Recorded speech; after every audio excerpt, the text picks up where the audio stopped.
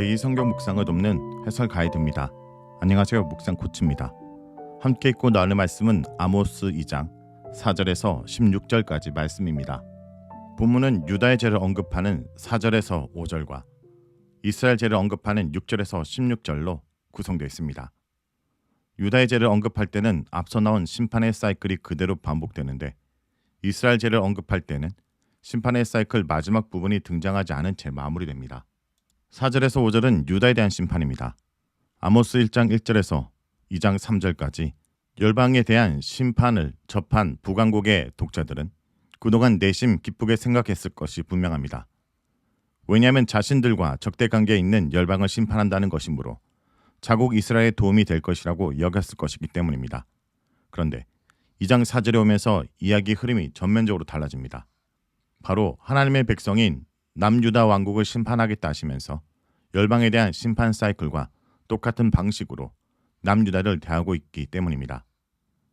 유다의 서너 가지 죄 때문에 벌을 돌이키지 않을 것이며 유다의 불을 보내겠다 하신 것입니다. 이러한 심판의 메시지는 청중에게 심한 충격으로 다가왔을 것입니다.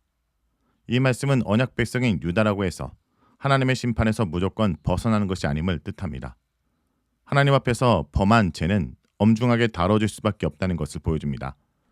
특별히 4절에 의하면 유다가 지은 죄가 하나님의 율법을 지키지 않았다는 것임을 알 수 있는데 이러한 제목은 그동안 열방의 죄에 대해 다루신 내용들과 크게 차이가 있습니다. 유다 왕국의 죄는 하나님 앞에 직접적으로 지은 죄, 즉 율법에 불순종한 죄입니다.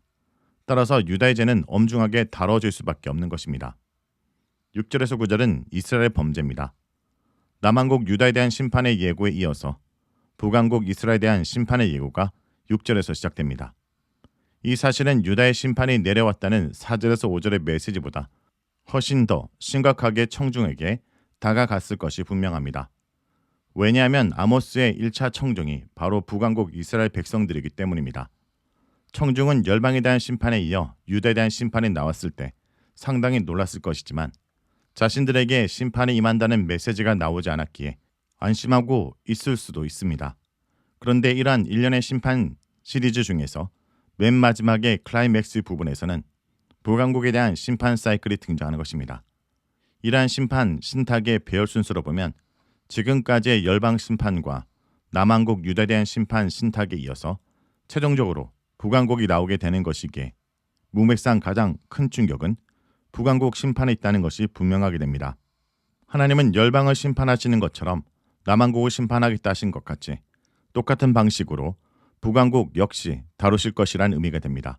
아모스의 청중이 북왕국 이스라엘이었던 것을 생각한다면 이러한 배열 순서는 이스라엘 백성에게 심각한 충격으로 다가갔을 것이 분명합니다. 이스라엘에 대한 심판의 첫 절인 6절을 보면 지금까지 나타났던 열방 심판의 사이클과 같은 모습으로 시작한다는 것을 알게 됩니다. 이스라엘의 서너 가지 죄를 언급한 후 벌을 돌이키지 않았다는 언급이 나옵니다. 여기까지는 지금까지 나왔던 사이클과 동일합니다. 그런데 앞서 나타난 사이클의 맨 마지막 반복 구절인 불을 보내리라는 구절이 2장 6절에서 16절에 전혀 나타나지 않습니다. 북왕국의 죄를 고발하는 내용을 담고 있는 아모스 3장에서 6장에서도 불 이야기가 나오지 않습니다. 나중에 최종적인 한상 시리즈를 보여주는 7장에서 9장의 불 심판에 가서야 하나님이 불을 보내시는 경우가 나옵니다. 따라서 아모스의 심판 사이클에서 두 번째 부분인 무엇못의 서너 가지 죄가 북왕국 이스라엘 경우에는 그냥 서너 가지 정도가 아니라 아모스 3장에서 6장에 걸쳐 매우 자세하게 설명되고 있다는 사실이 확인됩니다. 지금까지의 심판 사이클이 2절에서 4절 정도의 분량을 가지고 있다면 북왕국에 대한 심판의 사이클은 2장에서 6장에 걸친 매우 방대한 분량인 것입니다.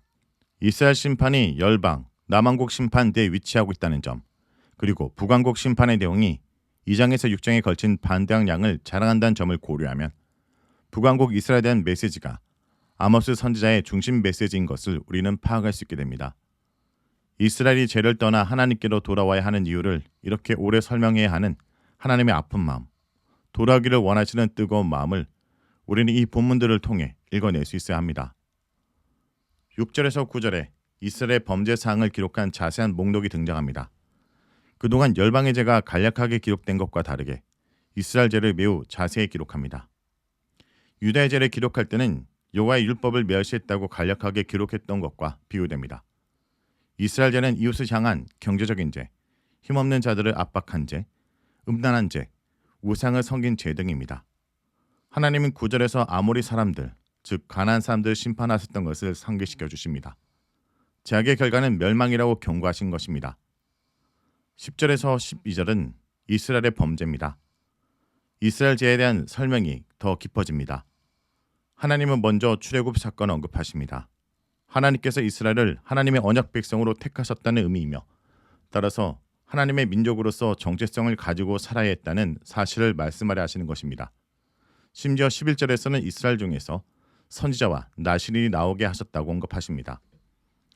선지자는 하나님의 백성에게 하나님의 메시지를 전하는 자이며 나실인은 이스라엘 백성들 중에서 하나님께 특별하게 구별된 자입니다. 선지자와 나실인의 언급은 이스라엘 백성들이 하나님 말씀에 따라 거룩하게 살도록 하기 위해 하나님께서 많은 노력을 기울이셨다는 것을 의미합니다. 그러나 이스라엘 백성들은 이러한 하나님의 뜻을 전혀 알아채리지 못했습니다.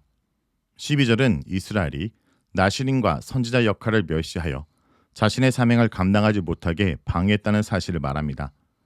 이스라엘 사람들이 나실인에게 포도주를 준 것인데 포도주를 마시면 나실인됨이 깨어지게 되고 맙니다. 선지자는 하나님 말씀을 전하는 사람인데 하나님의 말씀을 전하지 말라고 했습니다.